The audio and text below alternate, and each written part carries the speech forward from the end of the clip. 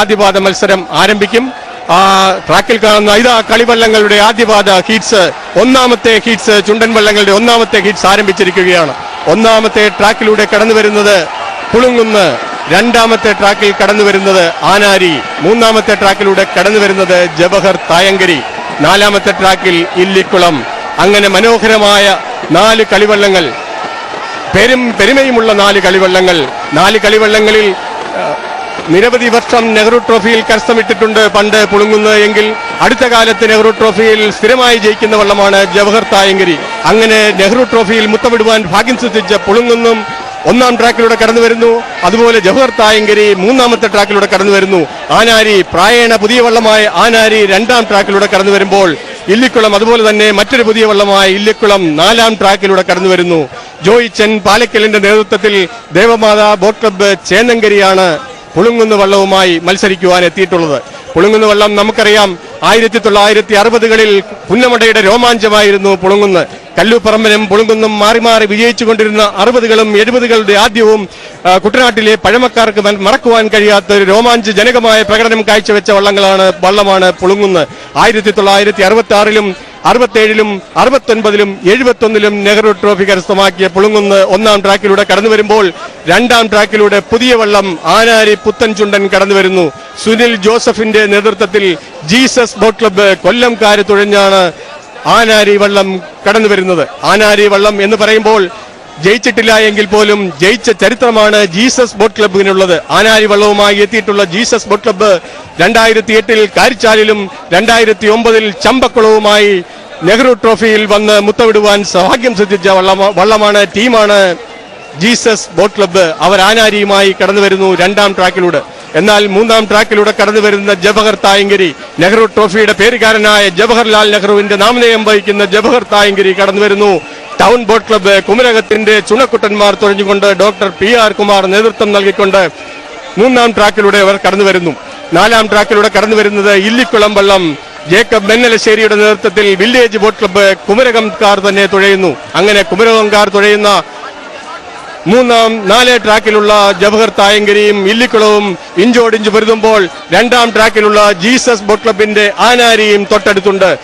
ജവഹർ തായങ്കരിയെ പറ്റി പറയുമ്പോൾ 1973ൽ പണിതു, 77ലും 78ലും 85ലും 2010ലും നെഹ്റു ട്രോഫി കരസ്ഥമാക്കിയ ജവഹർ തായങ്കരി ഇപ്പോൾ കടന്നു വരുന്നത് ആനാരി പുത്തൻചുണ്ടൻ.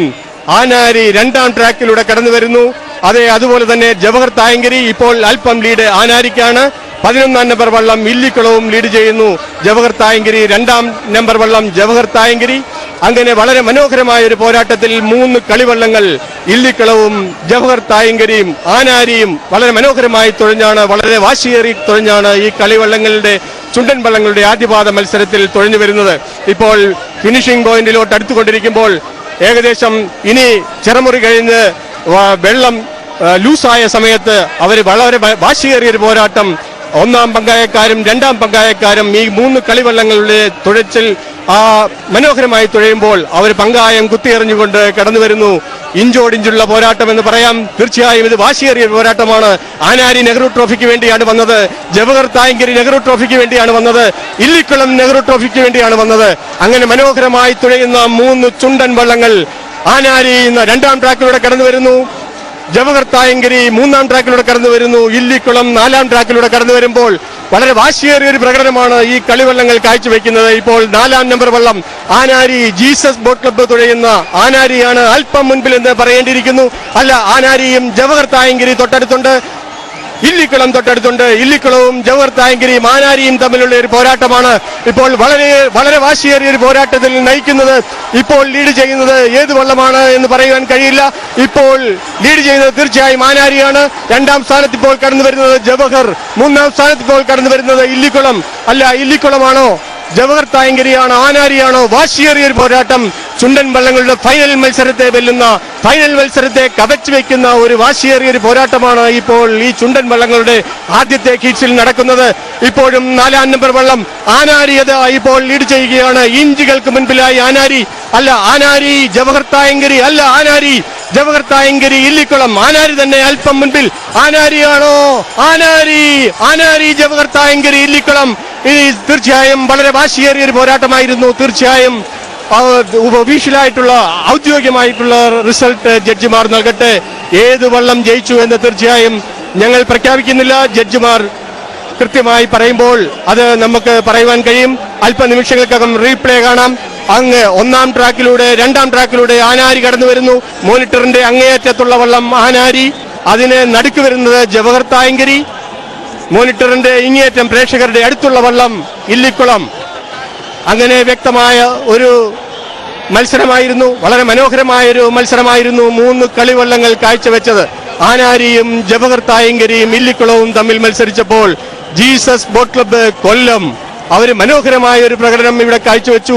അതുപോലെ കുമരകംകാരായ 2 ടീമുകൾ, വില്ലേജ് ബോട്ട് ക്ലബ്ബും ടൗൺ ബോട്ട് ക്ലബ്ബും, അവരും ശക്തമായ ഒരു പ്രകടനം കാഴ്ചവെച്ചു.